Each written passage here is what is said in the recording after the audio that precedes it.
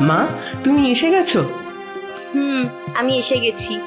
অনেক বেলা হয়ে গেল, খুব খিদে পেয়েছে না রে তোর? দাঁড়া, আমি এই কটা কাপড় একটু কেচে দিয়েই তারপর ভাত বসাচ্ছি। নইলে এদিকে মেঘ করে এসেছে, যদি আবার হঠাৎ করে বৃষ্টি নামে তাহলেই মুশকিল। বাবুদের বাড়ি আজ বিকেলেই কাপড়গুলো দিয়ে আসতে হবে। ঠিক আছে, চলো মা, আমিও যাচ্ছি তোমার সাথে।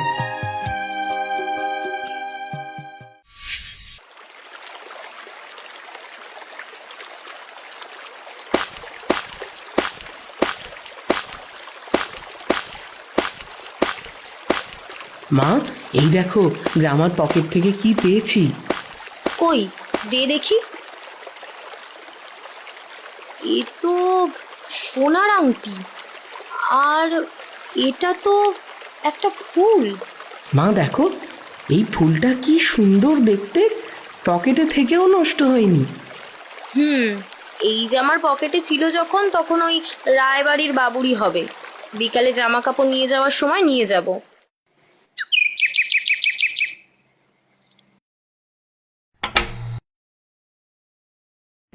পূর্বার বাড়ির পাশে গোটা চারেক বেগুন আছে। সেখানে পূর্বা বেগুন তুলতে যায়, কিন্তু গিয়ে দেখে গাছে একটাও বেগুন নেই। হায় রে কপাল, ভাবলাম একটা বেগুন অন্তত ছেলেটাকে ভেজে দেবো, সেটাও নেই। এবার ছেলেটাকে কি দিয়ে ভাত দিই?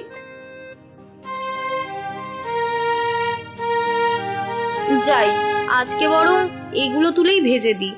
এগুলো ভেজে দিলে দুটো ভাত তো খেতে পারবে ছেলেটা।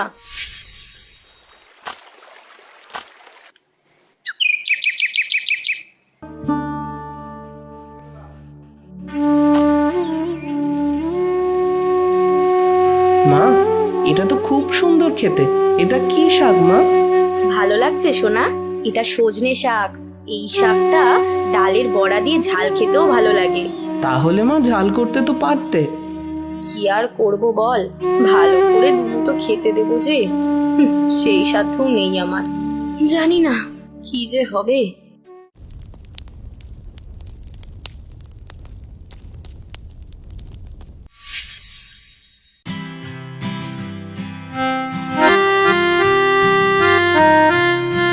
বাবু, আপনার জামা কাপড় এই নিন। আরে বাহ, বিকেল বেলা বলেছিলাম আর বিকেলের মধ্যেই দিয়ে গেলি। বাহ, খুব ভালো, খুব ভালো। বাবু, আপনার জামার পকেটে এইগুলো ছিল। ও মা, এটা তো আমার বিয়ের আংটি। এটা আমি কাল থেকেই খুঁজছি। এটা আমারই পকেটে ছিল, জানতাম না। তুই যে আমার কি উপকার করলি কি বলবো। সত্যি তোকে অনেক ধন্যবাদ। আর বাবু, এই ফুলটাও ছিল সাথে। এটা তো পুজোর ফুল, তুই এটা জলে দিয়ে দিস।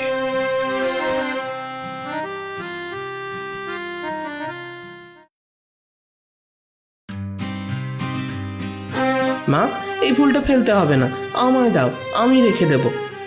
ঠিক আছে, কিন্তু এই ফুলটা মনে হয় পুজোর। এটাকে এদিক ওদিক রাখবি না, আর কারোর যেন পায়ে না লাগে। আমি কি নিয়ে খেলবো নাকি? আমি তো আমার কাছে রেখে দেব।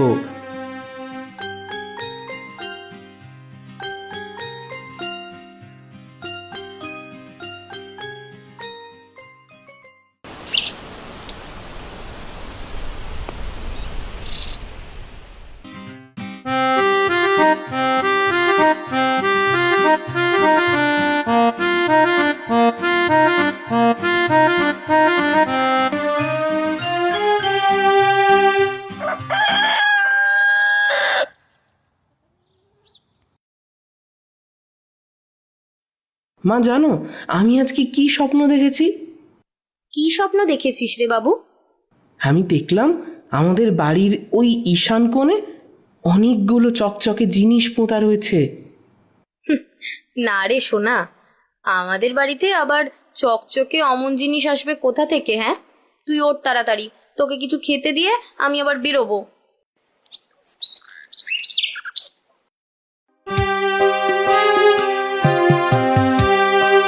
বাবু, আপনার জামা কাপড়গুলো দিয়ে গেলাম। ও ঠিক আছে, ঠিক আছে। এই হারুন, ওকে টাকা দিয়ে যা তো।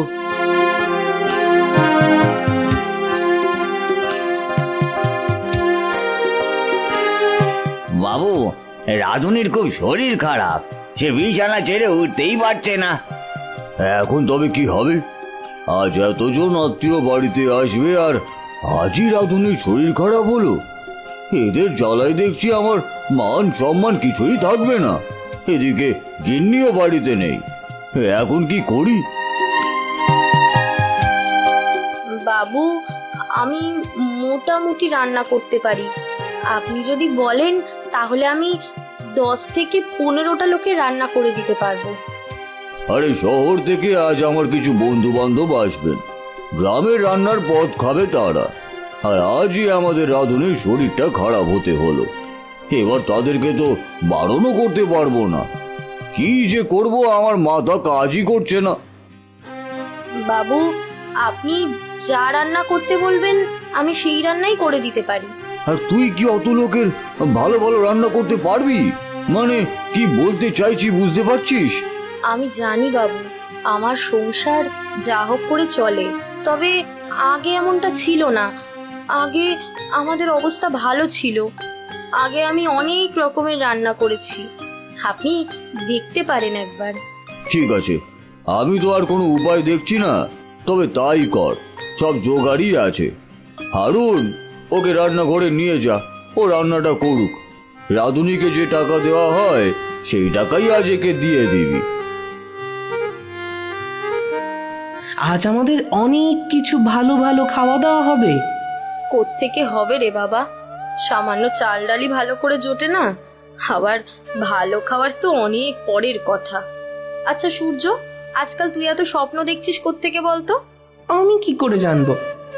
মনে হয় ফুলটা বালিশের তলায় রেখে দিয়েই তুই রোজ রোজ স্বপ্ন দেখছিস ওই ফুলটা মাথায় নিয়ে। কি জানি বাপু, তুই আর ওই ফুলটা মাথার তলায় দিস না বাবা। আমি যাই রে, কাপড়গুলো নিয়ে আসি। না না বাবু, আমার আমার কোনো টাকা পয়সা লাগবে না। আমি কোনো টাকা পয়সা নিতে পারবো না। তার থেকে আজ আমাদের বাবু সকালেই স্বপ্ন দেখেছিল ও নাকি অনেক কিছু আজ খাবে, তাই ওর জন্য কিছু খাবার দিয়ে দেবেন। সে তো তোকে দেব, শুধু তোর ছেলেকে কেন, তোকেও দেওয়া হবে। তুই ঝটপট রান্নাটা শুরু কর তো।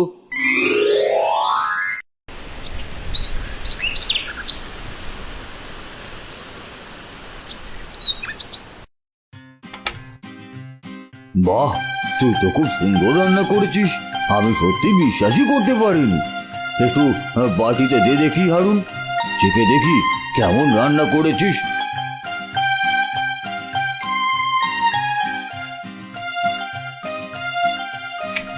বাহ বাহ বাহ বাহ বাহ, তুই তো বেশ ভালো রান্না করিস। তোর তো রান্নার হাত আছে সত্যি বলতেই হয়। হারুন, ওকে কিছু টাকা দে দেখি। আর হ্যাঁ, ওকে সব রান্না একটু প্যাকেটে করে দিয়ে দিস, ও বাড়ি নিয়ে গিয়ে খেয়ে নেবে। বাবু, আমি টাকা নিতে পারবো না। আপনার দরকারে সাহায্য করতে পেরেছি, এটাই যথেষ্ট। ঠিক আছে ঠিক আছে, তোকে টাকা নিতে হবে না।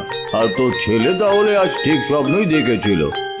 হারুন, খাবারটা একটু বেশি করে দে, দুজনের মতন করে, ওর ছেলে আর ওর জন্য। অনেক ধন্যবাদ বাবু আপনাকে। বাবু, কোথায় তুই? এইদিকে আয়, দেখ তোর স্বপ্ন তো সত্যি হয়ে গেল রে। সত্যি, তুই সকালবেলা বললি তুই নাকি কত কিছু খাবি, আর দেখ পুরো পঞ্চব্যঞ্জন তোর জন্য চলে এসেছে।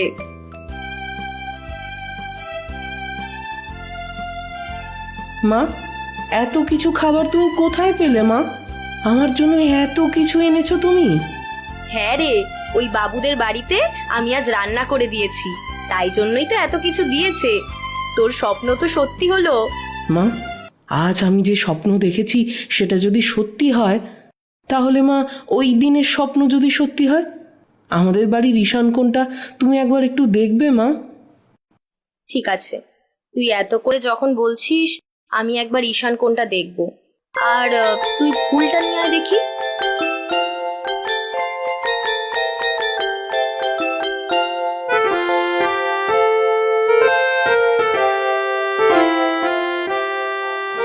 এ কি, ফুলটা তো এখনো আগের মতনই সুন্দর আর তরতাজা রয়েছে। এত সুন্দর চকচকে, একটু মুরঝায়নি, খারাপও হয়নি। কিন্তু কোনো সাধারণ ফুল তো এভাবে একই রকম থাকার কথা নয়, তাও আবার বালিশের তলায় রাখার পরেও। এটা এটা কি করে সম্ভব? তার মানে এটা কি কোনো চমৎকার ফুল? চমৎকারী ফুল? তার মানে এই ফুলটা মাথায় রেখে আমি যে স্বপ্ন দেখছি তা সবই সত্যি হবে মা? আমি জানি না রে সোনা, দাঁড়া, আজ রাতেই ওই ঈশান কোণটা ঘুরে দেখি সেখানে তোর স্বপ্নের মতো কিছু পাই কিনা।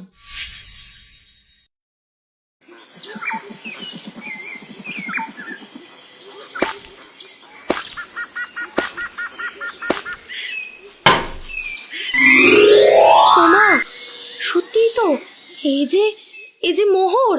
তার মানে আমাদের ভাগ্যে এমনটা ছিল। তার মানে মা, এই ফুল সত্যি চমৎকারী ফুল।